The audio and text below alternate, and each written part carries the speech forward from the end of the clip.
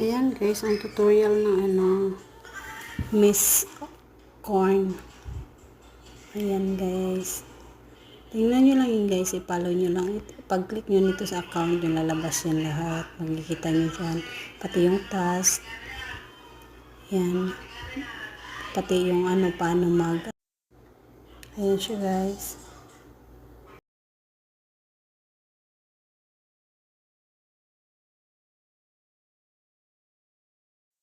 Ayan guys, meron din dyan paano ka mag-deposit through GCash din. Diyan siya lahat guys. Ayan, type mo amount, kung magkano, hindi deposit mo.